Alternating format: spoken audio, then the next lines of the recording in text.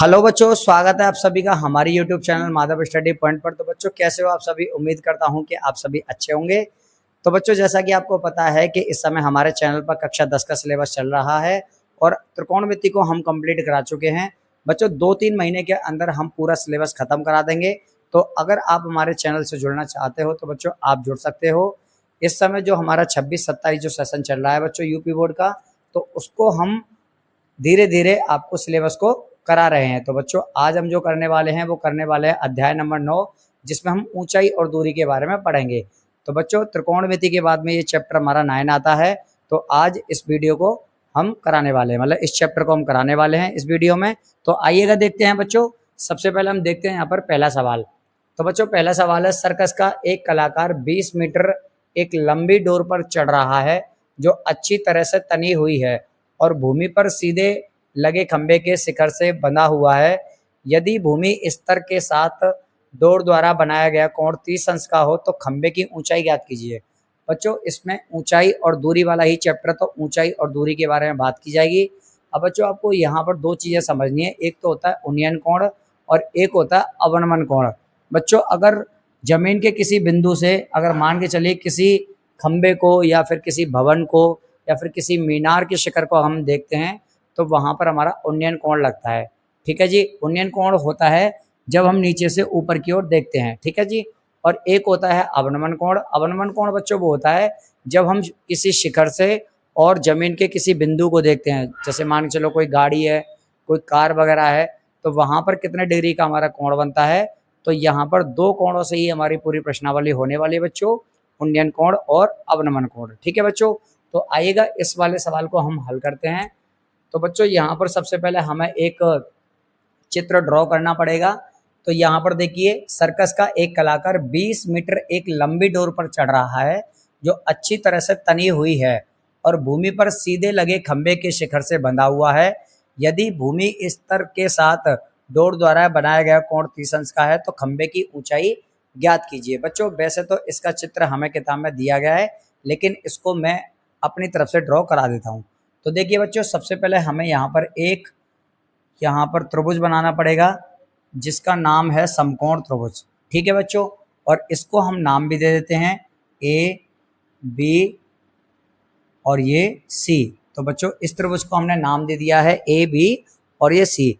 अब यहाँ पर क्या है बच्चों, ए सी जो है एक डोर है जो कि एक अच्छी तरीके से बंधी हुई है, या फिर हम कह सकते हैं यहाँ पर क्या दिया है, ये देखो सर्कस का एक कलाकार 20 मीटर एक लंबी डोर पर चढ़ रहा है। तो ये जो डोर है बच्चों ये 20 मीटर हमें दे रखी है। ठीक है जी। उसके बाद बच्चों ये पूछा क्या जा रहा है, यहाँ पर देखो ये कह रहा है कि भूमि स्तर के साथ डोर द्वारा बनाया गया कोण। यहाँ पर बच्चों ये जो कोण बना रहा है वो बना रहा है 30 अंश का। बच्चों आपको ये ध्यान रखना है कि समकोण त्रिभुज में ये हमेशा हमारा 90 अंश का कोण होता है, जो कि एकदम बिल्कुल परपेंडिकुलर, जिसे हम लंबवत बोलते हैं। और यहाँ पर ये हमारा 30 अंश का कोण जो बनेगा वो यहाँ बनेगा, यहाँ नहीं बनेगा। ठीक है जी। अब यहाँ पर ये क्या कह रहा है, तो खंबे की ऊंचाई ज्ञात कीजिए। तो यहाँ पर बच्चों ये इस खंबे की ऊंचाई को पूछ रहा है जिसको हमने मान लिया है एच, जिसको हमने क्या मान लिया है, एच मान लिया है। तो अब बच्चों यहाँ पर थोड़ा सा हमें लिखना पड़ेगा, माना कि हमने मान लिया है कि ए सी एक डोर है जिसकी लंबाई 20 मीटर है। बच्चों आप थोड़ा सा आप इसमें लिख देना, एक्सप्लेन करके लिखोगे तो एग्जामिनर को बहुत अच्छा प्रभाव पड़ेगा। ठीक है जी। तो यहाँ पर देखिए बच्चों, तो अब देखिए बच्चों अब हमें यहाँ पर क्या निकालना है, सबसे पहले या तो हमें यहाँ पर खंबे की ऊंचाई निकालनी है और यहाँ पर हमें एक डोर दे रखी है जो कि यहाँ पर बच्चों आपको ये भी पता होना चाहिए ये क्या होता है, ये होता है हमारा कर्ण। ये कर्ण होता है और ये होता है बच्चों लंब। तो यहाँ पर बच्चों लंब और कर्ण, अब आपको एक सूत्र पता होना चाहिए जो कि लाल बटे कक्का आपने नाम सुना ही होगा। तो यहाँ देखिए बच्चों ये क्या है, लंब है और ये है कर्ण। तो लंब बटे कर्ण, यहाँ पर आप देख पा रहे हो लंब बटे कर्ण बच्चों किस में आता है, साइन थीटा में। तो यहाँ पर हम क्या लिखेंगे, त्रिभुज ए बी सी में साइन थीटा बराबर बच्चों यहाँ पर लंब क्या है हमारा लंब है ए बी और कर्ण क्या है हमारा ए सी। तो यहाँ पर हमने ये लिख दिया, ठीक है जी। अब यहाँ पर देखते हैं बच्चों ये साइन थीटा, तो साइन थीटा की वैल्यू कितनी है बच्चों, यहाँ पर 30 अंश है, 30 अंश लगा दिया, बराबर ए बी क्या है हमारा, यहाँ पर एच माना है हमने इसको, और ए सी हमें कितना दिया है 20, तो यहाँ पर ये आ गया 20। बच्चों साइन 30 का मान जो होता है वो होता है 1/2, ये हमने लाइन ऐसे ही खींच दी है बच्चों, ये देख लीजिए आप। तो 1/2 बराबर ये हो जाएगा h/20। अब बच्चों हमें क्या करना है, यहाँ पर क्रॉस मल्टीप्लाई कर देंगे, 2 का गुणा h में करेंगे तो ये हो जाएगा 2h बराबर 20 का गुणा 1 में करेंगे तो ये आ जाएगा 20। तो h बराबर 20/2। तो यहाँ पर बच्चों जो h जो हमारी आएगी वो आ जाएगी 10 मीटर। इसका मतलब क्या है बच्चों, इसका मतलब ये है कि जो हमारे खंबे की जो ऊंचाई आई है वो आई है 10 मीटर। ठीक है बच्चों, अब हम देखते हैं अगला प्रश्न। अगला प्रश्न है बच्चों, आंधी आने से एक पेड़ टूट जाता है और टूटा हुआ भाग इस तरह मुड़ जाता है कि पेड़ का शिखर जमीन को छूने लगता है और इसके साथ 30 अंश का कोण बनाता है।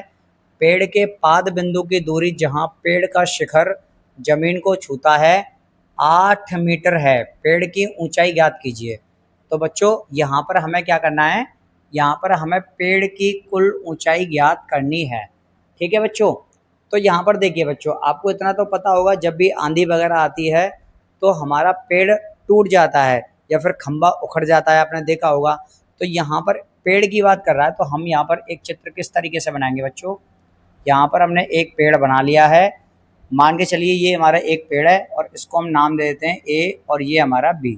ठीक है बच्चों, अब यहाँ पर एक ये हमें दिया है बच्चों, यहाँ पर ये जब पेड़ टूटता है बच्चों तो मान के चलो ये पेड़ हमारा यहाँ से टूट जाता है, और जब ये पेड़ टूटता है बच्चों तो ये टूटा हुआ भाग कुछ इस तरीके से जमीन को छूता है।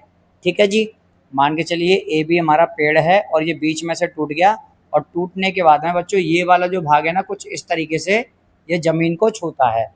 तो यहाँ पर बच्चों ये जो भाग है ये वाला भाग है, ये टूट के यहाँ पर इस तरीके से मिल गया है कि यहाँ पर ये 8 मीटर हमें दूरी दे रखी है। यहाँ पर ये देखो बच्चों, यहाँ पर ये क्या है, पाद बिंदु की दूरी जहाँ पेड़ का शिखर जमीन को छूता है वो 8 मीटर है, तो यहाँ पर ये 8 मीटर दे रखी है। और उसके बाद है बच्चों यहाँ पर क्या है, ये 30 अंश का कोण बना रहा है। ये जो टूटा हुआ भाग जहाँ पर गिरता है तो यहाँ पर ये 30 अंश का कोण बना रहा है बच्चों। ठीक है ना, तो यहाँ पर देखो ए बी, इसको हम नाम दे देते हैं सी और इसको हम नाम दे देते हैं बच्चों डी। तो अब देखो बच्चों ये क्या कहना चाह रहा है, ये पेड़ की कुल ऊंचाई ज्ञात करनी है। तो पेड़ क्या है बच्चों हमारा, ए बी एक पेड़ है, तो यहाँ पर लिखेंगे ए बी एक पेड़ है। यहाँ बच्चों हमें बताना पड़ेगा, ठीक है जी, ये है हमारा हल, ये लिखना भी पड़ेगा। ए बी एक पेड़ है, उसके बाद में ये क्या है बच्चों, सी डी पेड़ का टूटा हुआ भाग है, टूटा हुआ भाग है। इस तरीके से आप लिख के आओगे तो अच्छा रिस्पॉन्स मिलेगा बच्चों आपको। अब उसके बाद में बच्चों, अब यहाँ पर देखो, इसको तो हम मान लेते हैं H1, ये H1 है, और इसको हम मान लेते हैं H2। अब बच्चों ये वाला जो भाग है ना वो यही है, ये वाला, इसको हमने मान लिया H2। तो बच्चों हमें पेड़ की कुल ऊंचाई ज्ञात करने के लिए सबसे पहले हमें क्या करना पड़ेगा, हम त्रिभुज में बात कर रहे हैं BCD में, तो यहाँ पर त्रिभुज BCD में इसमें हम बात कर रहे हैं बच्चों। तो यहाँ पर क्या हो जाएगा, ये देखिए हमें ये H1 निकालना है और ये हमें दे रखा है, तो ये क्या है बच्चों, ये लंब है और ये आधार है। तो आप यहाँ पर देख सकते हो लाल बटे कक्का के अनुसार बच्चों लंब बटे आधार, ये हमारा tan होता है, ये cos होता है, ये sin होता है। तो ये लंब है और ये आधार है, तो ये आ जाएगा tan थीटा में। तो बच्चों tan थीटा बराबर लंब कितना है हमारा BC, ये आ गया BC, और आधार कितना है BD, तो ये आ जाएगा BD। अब बच्चों tan थीटा की वैल्यू कितनी है, 30 अंश है। अब BC हमारा क्या है, H1 है बच्चों, और BD क्या है, ये 8 है। ठीक है जी, तो अब हम यहाँ पर इसको हम यहाँ हल करते हैं। tan 30 अंश की वैल्यू होती है 1/√3। कितनी बच्चों, 1/√3 और उसके बाद में बराबर यहाँ पर क्या है h1/8। यहाँ पे इसको हम क्रॉस मल्टीप्लाई करेंगे बच्चों, तो ये 8 हमारा यहाँ पहुँच जाएगा, तो ये h1 बराबर आ जाएगा। देखो बच्चों ये 8 हमारा यहाँ पहुँचेगा, तो 8/√3 ये आ जाएगा। ये बच्चों अभी h1 निकल के आया है। अब हमें क्या निकालना है, अब हमें निकालना है h2। तो h2 निकालने के लिए बच्चों ये देखिए, ये क्या है, कर्ण है। ये क्या है बच्चों, कर्ण। चूँकि हमें ये वाला भाग निकालना है जिसे हम h2 बोल रहे हैं, और ये क्या है बच्चों, आधार। तो आधार बटे कर्ण किस में आता है, ये आता है कोस थीटा में। तो कोस थीटा बराबर आधार कितना है बच्चों हमारा यहाँ पर बी डी, और उसके बाद में कर्ण कितना है, बटे में कर्ण है CD। तो यहाँ पे हम लिख देंगे अब कोस, देखो बच्चों अब यहाँ पर कोस, अब कोस और ये थीटा की वैल्यू कितनी है बच्चों, 30 अंश। उसके बाद में BD हमें कितना दिया है 8, और बटे में CD कितना दिया है बच्चों, यहाँ पर CD हमको दिया है यहाँ पर h2।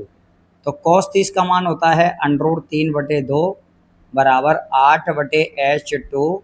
अब यहाँ पर हम क्रॉस मल्टीप्लाई करेंगे बच्चों, तो देखो जब इसको हम क्या करेंगे, इसका गुणा इसमें करेंगे, तो ये हो जाएगा √3h2 बराबर 2 का गुणा इसमें करेंगे, तो ये आ जाएगा 16। ये कितना आ जाएगा, 16। अब यहाँ देखिए बच्चों, यहाँ पर जब हम h2 बराबर निकालेंगे, h2 बराबर निकालेंगे बच्चों, तो ये आ जाएगा 16 बटे ये वाला √3 इसके बटे में चला जाएगा, तो ये आ गया। अब बच्चों ये क्या है, देखो h1 की वैल्यू आ गई हमारे पास में और h2 की वैल्यू आ गई। अब हमें क्या करना है बच्चों, अब हमें निकालनी है पेड़ की कुल ऊंचाई। तो यहाँ पर निकाल देंगे पेड़ की कुल ऊंचाई, ठीक है बच्चों। तो यहाँ पर पेड़ की जब हम कुल ऊंचाई निकालेंगे बच्चों, तो h1 की वैल्यू कितनी है, 8/√3 है, और प्लस ये क्या है h2 हमारा, h2 है बच्चों 16/√3, 16/√3।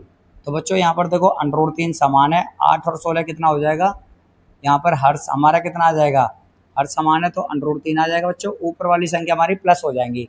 ये आ गया बच्चों 24/√3। अब देखो, अब इसको और आप आगे हल करना चाहो तो आप आगे हल भी कर सकते हो उसको। तो बच्चों यहाँ पर हम थोड़ा सा आपको यहाँ करके दिखा देते हैं। देखो जगह की थोड़ी सी कमी है, यहाँ करके दिखाए थे बच्चों, ठीक है ना। तो ये 24/√3 है, तो यहाँ पर गुणा √3 और बटे में √3, ठीक है जी। तो 24 का इसमें गुणा करेंगे 24/√3 और बटे में √3 का गुणा √3 से करेंगे तो 3 आ जाएगा। अब बच्चों 3 से ये कट जाएगा, 3 से ये कट जाएगा 8 बार, 3 से कितनी बार कट जाएगा, 8 बार। तो पेड़ की जो कुल ऊंचाई निकल के आई है वो आई है 8√3 मीटर, ठीक है बच्चों। यहाँ पर क्या निकल के आई है, 8√3 मीटर।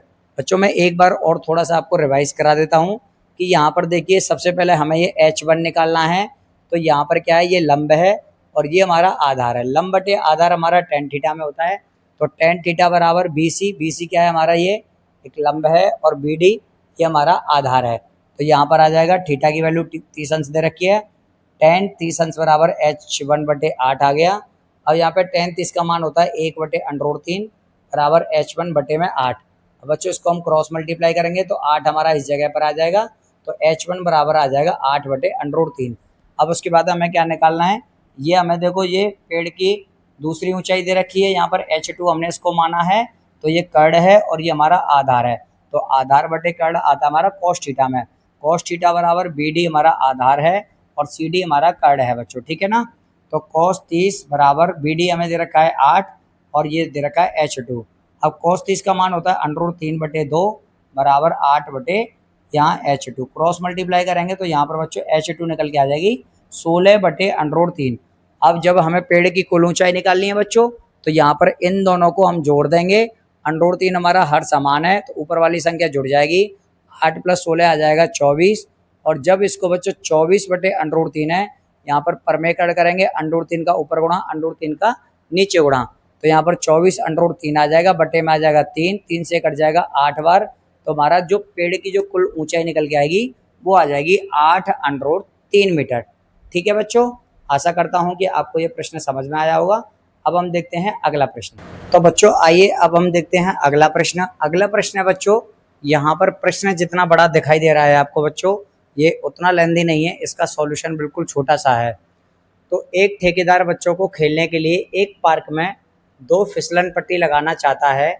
5 वर्ष से कम उम्र के बच्चों के लिए वह एक ऐसी फिसलन पट्टी लगाना चाहती है कि जिसका शिखर 1.5 मीटर की मतलब 1.5 मीटर की ऊंचाई पर हो और भूमि के साथ 30 अंश के कोण पर झुका हुआ हो, जबकि इससे अधिक उम्र के बच्चों के लिए 3 मीटर ऊंचाई पर एक अधिक ढाल की फिसलन पट्टी लगाना चाहती है जो भूमि के साथ 60 अंश का कोण बनाती है। प्रत्येक स्थिति में फिसलन पट्टी की लंबाई क्या होनी चाहिए? अब देखो बच्चों, सबसे पहली बात तो हमें यहाँ पर 2 फिसलन पट्टी बनानी पड़ेंगी। तो यहाँ पर फिसलन पट्टी बच्चों देखो यहाँ पर कुछ ज़्यादा बड़ी बात नहीं है। 2 हमको यहाँ पर क्या है समकोण त्रिभुज बना लेंगे। एक यहाँ पर बनाएंगे और बच्चों एक हम यहाँ पर बनाएंगे। ठीक है जी, ये आपको ध्यान रखना है थोड़ा सा। तो ये तो बच्चों 5 वर्ष से कम उम्र के बच्चों के लिए है। यहाँ पर आप लिख दोगे 5 वर्ष से 5 वर्ष से कम उम्र के बच्चों के लिए, कम उम्र के बच्चों के लिए, बच्चों के लिए। ठीक है बच्चों, अब देखो यहाँ पर ये कितने अंश का कोण बना रहा है बच्चों? 30 अंश का कोण बना रहा है। यहाँ पर ये 30 अंश का कोण है, इसको हम नाम दे देते हैं ए, बी और ये सी। अब बच्चों यहाँ पर देखो ये यहाँ पर ऊंचाई कितनी दे रखी है? 1.5 मीटर की ऊंचाई है। 1.5 मीटर की यहाँ पर हमें ऊंचाई दे रखी है। तो यहाँ पर बच्चों हम क्या करेंगे, डायरेक्ट इसको हल करेंगे। त्रिभुज ए बी सी में, ए बी सी में तो देखो बच्चों यहाँ पर ये पूछ रहा है, यहाँ पर इसको कर्ण को पूछ रहा है यहाँ पर। तो यहाँ पर क्या है, लंब है और ये क्या है, कर्ण है। तो लंब बटे कर्ण कितना किस में होता है बच्चों? साइन थीटा में। तो यहाँ पर हम लिखेंगे साइन थीटा बराबर लंब। अब देखो बच्चों लंब कितना है यहाँ पर? A B. इसको हम डायरेक्ट कर दे रहे हैं बच्चों। यहाँ पर लंब हमारा कितना है? लंब है हमारा, चलो अभी एक लाइन और बढ़ा देते हैं, ए बी है। और कर्ण कितना है बच्चों? यहाँ पर ए सी है, ए सी। तो अब यहाँ पर आ जाइए बच्चों, इसको हम आगे हल करते हैं। साइन थीटा की वैल्यू कितनी है? 30 अंश। तो 30 बराबर ए बी हमारे पास में कितना है? 1.5 और बट्टे में कर्ण कितना है बच्चों? यहाँ पर हमें ये निकालना है। इसको हम मान लेते हैं H1, H मान लेते हैं। ठीक है जी, तो इसको हमने मान लिया H। अब देखो बच्चों H नहीं मानना चाहते हो तो आप AC की जगह AC ही रख सकते हो। वैसे हमने अगर यहाँ पर H लिखा है तो H ही लिख लो इसे। आप A भी लिखना चाहो तो मतलब AC लिखना चाहो तो AC लिख सकते हो। तो यहाँ पर साइन 30 का मान होता है 1/2 बराबर 1.5 बटे में H। बच्चों यहाँ पर हम क्रॉस मल्टीप्लाई करेंगे तो H का गुणा 1 में करेंगे तो H बराबर 2 का गुणा हम 1.5 में करेंगे, ये 1.5 है मतलब कि 1.5 है। 1.5 का गुणा हम 2 में करेंगे तो 1.5 दूनी होता है बच्चों 3। तो यहाँ पर इसकी 5 वर्ष से कम उम्र के बच्चों के लिए यहाँ पर इसकी फिसलन पट्टी की ऊंचाई कितनी आ जाएगी? 3 मीटर। ठीक है बच्चों, अब यहाँ पर देखो, अब इसको हम बना लेते हैं, थोड़ा सा साइड में बनाते हैं बच्चों। यहाँ पर चूँकि जगह की थोड़ी सी शॉर्टेज है, प्रश्न ज़्यादा लेंदी था लेकिन इसका जो आंसर है वो कम लेंदी है। तो यहाँ पर देखो बच्चों, इसको हम नाम दे देते हैं PQR, नाम दे देंगे।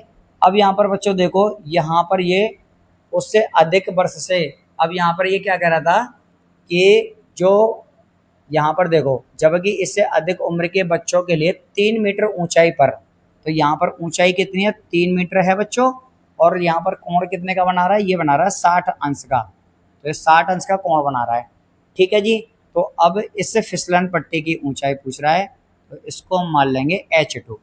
ठीक है बच्चों, तो इसको हम हल करते हैं। त्रिभुज PQR में, PQR में तो यहाँ पर क्या हो जाएगा बच्चों? लंब बटे कर्ण किस में होता है? साइन थीटा में। तो साइन थीटा बराबर लंब कितना है? PQ और यहाँ पर कर्ण कितना है? PR। तो साइन थीटा की वैल्यू कितनी है? यहाँ पर 60 अंश है बच्चों, बराबर PQ हमारा कितना है? 3 और बटे में PR कितना है? H2। ठीक है जी, तो अब इसको हम यहाँ पर हल कर देते हैं। साइन 60 का मान जो होता है वो होता है √3/2। ठीक है जी, बराबर ये 3/H2। अब इसको हम क्रॉस मल्टीप्लाई करेंगे बच्चों। √3 गुणा में H2 है बराबर 2 का गुणा 3 में करेंगे, ये आ जाएगा 6। तो अब यहाँ पर देखिए बच्चों H2 बराबर 6/√3। ठीक है बच्चों, तो यहाँ पर ये आ गया 6/√3। अब इसमें हम √3 का ऊपर नीचे गुणा कर देंगे, तो 6 का गुणा इसमें करेंगे तो 6/√3 आ जाएगा, और ये √3 का गुणा √3 से करेंगे तो ये आ जाएगा 3। तो बच्चों 3 से ये कट जाएगा 2 बार। तो यहाँ पर जो बच्चों H2 की जो वैल्यू निकल के आई है वो आई है 2√3 मीटर, 2√3 मीटर। तो बच्चों आप यहाँ पर क्या देख पा रहे हो कि जो 5 वर्ष से कम उम्र के बच्चे थे उनके लिए जो फिसलन पट्टी की जो ऊंचाई हमारी निकली थी, यहाँ पर निकली है 3 मीटर। आप अपनी उत्तरमाला से मिला सकते हो। और उसके बाद में जो इससे अधिक वर्ष के बच्चे थे उसकी जो ऊंचाई आई है वो आई है 2√3। ठीक है बच्चों, तो यहाँ पर दोनों फिसलन पट्टियों की ऊंचाई हमने यहाँ पर निकाल दी है। तो बच्चों आशा करता हूँ कि आपको ये दोनों पार्ट समझ में आए होंगे। तो बच्चों अब हम देखते हैं अगला प्रश्न। तो अब हम देखते हैं अगला प्रश्न। अगला प्रश्न है बच्चों यहाँ पर भूमि के एक बिंदु से जो मीनार के पाद बिंदु से 30 मीटर की दूरी पर है, मीनार के शिखर का उन्नयन कोण 30 अंश है, मीनार की ऊंचाई ज्ञात कीजिए। अब यहाँ देखिए बच्चों, इसको हम सबसे पहले एक चित्र बनाएंगे। तो यहाँ पर बच्चों एक ये मीनार है, इसको हम नाम दे देते हैं कोई भी। ये ए बिंदु है, ये बी है और ये सी है। ठीक है जी, तो यहाँ पर ए बी एक मीनार है, और उसके बाद ये कह रहा है भूमि के एक बिंदु से मीनार के पाद बिंदु से 30 मीटर की दूरी पर है। ये यहाँ पर बच्चों 30 मीटर की हमें दूरी दे रखी है। उसके बाद में क्या है बच्चों, यहाँ पर दूरी मीनार के शिखर का उन्नयन कोण 30 अंश है। अब यहाँ पर जो कोण बना रहा है वो बना रहा है 30 अंश का, 30 अंश का कोण बना रहा है बच्चों यहाँ पर। तो ये कह रहा है मीनार की ऊंचाई याद कीजिए। अब हमें यहाँ पर मीनार की ऊंचाई याद करनी है, इसको हमने मान लिया है h मीटर। तो ए बी हम यहाँ पर लिखेंगे बच्चों, ए बी एक मीनार है जिसकी ऊंचाई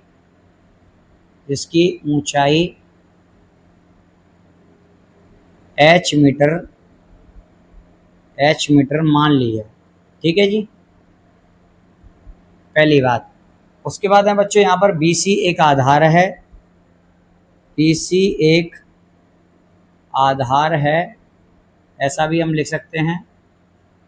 जो BC के बीच की दूरी कितनी है, जिसकी दूरी हम ये लिख सकते हैं, जिसकी दूरी 30 मीटर है। कितनी है बच्चों, 30 मीटर है। अब देखो बच्चों इसको हम किस तरीके से हल करते हैं।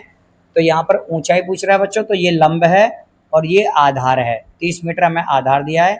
तो बच्चों यहाँ पर लंब बटे आधार किस में आता है, tan थीटा में। तो tan थीटा बराबर लंब कितना हमारा, लंब है AB, यह आ जाएगा AB, और आधार कितना दिया है बच्चों यहाँ पर BC, तो ये हो जाएगा BC।